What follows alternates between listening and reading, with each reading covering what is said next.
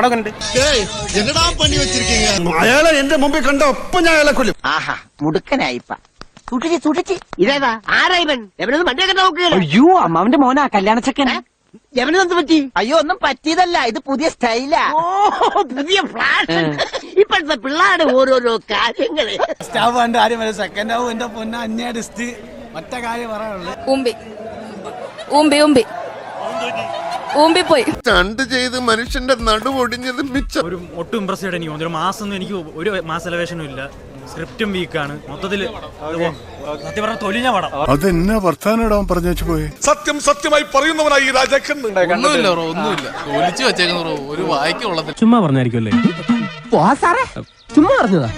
അയാള് ശരിക്കും പറഞ്ഞതായിരിക്കും. വലിയ ഇതൊന്നും ഇല്ല, വലിയ സുഖമൊന്നുമില്ല. എനിക്ക് മൊത്തത്തിലൊരു അപരാധം പടാട്ടെ എനിക്ക് തോന്നുന്നു. സത്യം പറഞ്ഞ ഇവന്റെ ദുരന്തങ്ങൾ കേൾക്കുമ്പോ എനിക്ക് ചിരിയാ വരുന്നത്. വിജയുടെ റീസെന്റ് കണ്ടിട്ടുള്ള ഏറ്റവും മോശം സിനിമയായിട്ട് എനിക്ക് തോന്നിയത്. അപരാധം പടം എന്നാണ് പറയാൻ. ஒரு காட்டு மொக்க படத்தை எடுத்து வச்சிருக்காங்க. ஆமா நான் தெரியாம கேக்குறேன். எதுவுமே நடக்காத மாதிரி ரியாக்ஷன் காட்டுற அந்த மூஞ்சி எங்கடா வாங்கின நீ? டேய் ஒன்னதாண்டா கேக்குறேன். டேய் ഇങ്ങ പറ ഒന്നത്താണ്ടാ. പടം നന്നായിട്ടുണ്ട്, മേക്കിംഗ് ഒക്കെ അടിപൊളിയായിട്ടുണ്ട്. ട്രെയിലറിലൊക്കെ നമ്മൾ കണ്ട പ്രശ്നങ്ങളില്ല, അതൊന്നുമില്ല പടത്തിൽ. Thank you sir, thank you. മൊത്തത്തില് അടിപൊളിയായിട്ടുണ്ട്. ഇപ്പോഴായിരിക്കും സമാധാനമായത്. എനിക്ക് എന്തായാലും രവി സാർ നന്നായി ബോധിച്ചു. വെങ്കട് പ്രഭു ഈ ലെവലിലൊന്നും എത്തേണ്ട ആളല്ല, കുറച്ചുകൂടി ലോ ലെവലിൽ അറിയപ്പെടേണ്ട ആളാണ്. വേറെ റേഞ്ചിൽ വരേണ്ട ആളാണ്. പക്ഷെ ആളുടെ റേഞ്ച് പകുതി കാണിക്കാൻ പറ്റുള്ളൂ.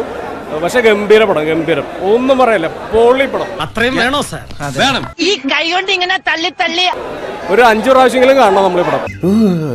എന്റെ പൊന്നോ വേണ്ട. അങ്ങനെ പടക്കടകുദാഹവപ്പോഴേ തോന്നി.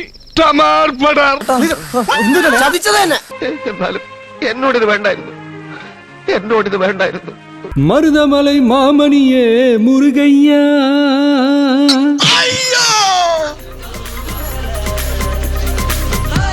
പോയിട്ട് വരാം.